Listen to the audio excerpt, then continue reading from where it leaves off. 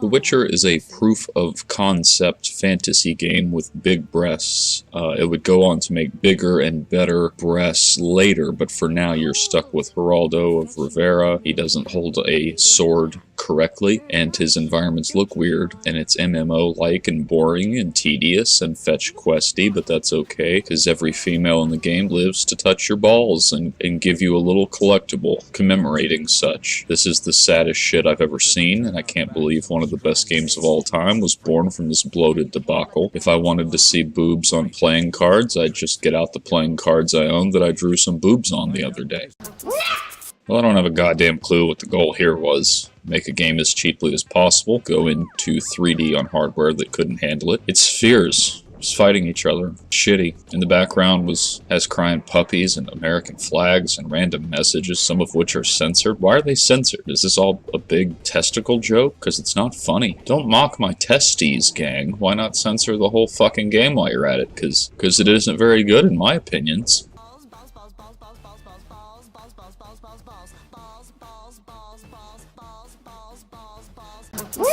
I have a few things I'd like to say about Lester the Unlikely, and I'll start with something that I feel is very crucial to the collective understanding of the experience. Fuck this game. Fuck this game. I hated this fucking game. I hated it. The protagonist falls asleep near a crate, gets pulled onto a boat, then is thrown overboard when it's captured by pirates. That happens in the opening cutscene. Once you gain control of this pants shitter, nothing exciting happens. You're on an island where he bravely kicks crabs and turtles and whines about having to push things and jump. He is the most unlikable protagonist in the history of the medium. I hated this shit. Fuck you, Lester. Why would anyone want to play as you for any reason? You are a stupid asshole, and I hope these crabs and turtles have already eaten you and shit you back into the ocean so you can drown again. Who made this shit? Oh boy, jet skis. I like the music and the announcer guy, and I like the nice lady who says what track we're about to go to. The water is very pretty. Whoosh! Jet skis, guys! Whoosh!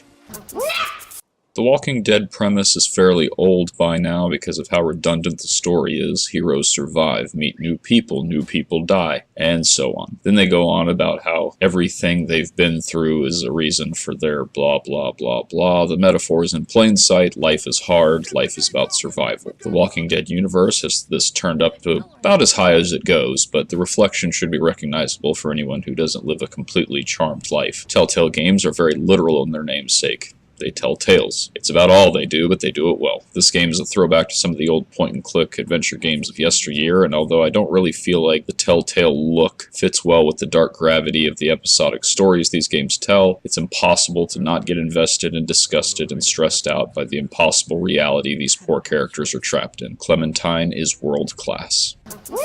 Saga Frontier is a mess. It's a JRPG about 7 different characters who cross paths sometimes, but not really, in a broken game with no balance or direction or cohesion, or really anything, except big, vast, directionless, confusing nothing, weird, ugly combats, and the characters in the overworld run around way too quickly, uncomfortably quickly. I wish the game was over more quickly. It could have been charming if it had some focus, and it sucked a lot less. That was the big issue, I think. I think it could have sucked a lot less, instead of being a repetitive rubbish storm that went on forever. I don't think of the game as strong in quality.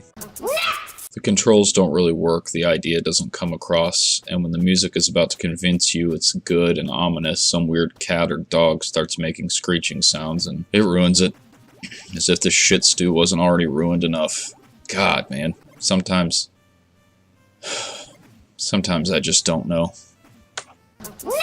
Don't be afraid, gang. It's only a video game. Here you get a hot tip, and you are a journalist, and you go into a boarded-up institution for mental defects, where nefarious activities are happening. It would be immersive, but sometimes the monster gentlemen have to go out of their way to jump scare you, or better yet, stand in a room doing nothing with their dated-looking textures. You'll have a lot of fun repeating the same rooms over and over again as you become desensitized to gore and mayhem, because they're rained the fuck down on you every moment of every dangerous second you're fumbling about the building that you could just leave and go tell someone about, but that wouldn't give you the exclusive scoop. So, you know, just hide under the bed for 3 minutes, 4 or 5 more times. It's exhilarating to listen to yourself breathe for an hour.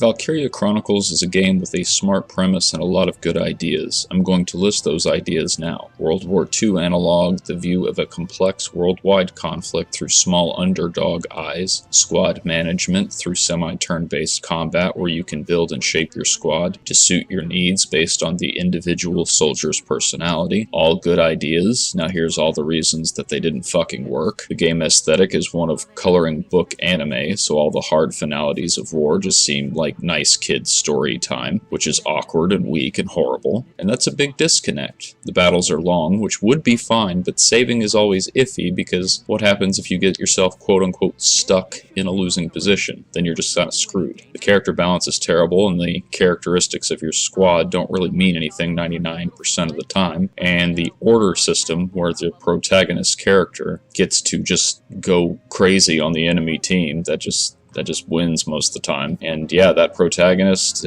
he's an educated, pacifist, nature lover pussy, so that's not good either. The menu, cutscene, and upgrade systems are all linear, so they don't make any damn sense at all. Why even have them? And I wish I could have played this game as the chick from the Empire, who has cool hair and a big glowing blue stick that she uses to blow people up. God, give me that game. I want to play as her. She's the true hero. Explosion. So here's Friday the 13th, the game that was based on a horror franchise, sort of, but not really, because nobody in the Friday the 13th movie world works at a camp where you throw baseballs at constantly rising dirt women. They rise up out of the soil and slowly edge towards you until you throw them a baseball pitch. They don't have any bats, so that's weird. Also weird, they're dirt folks. You have to collect items, I think. Put them in fireplaces so you can save children, maybe? Some of the games I played this week weren't very good.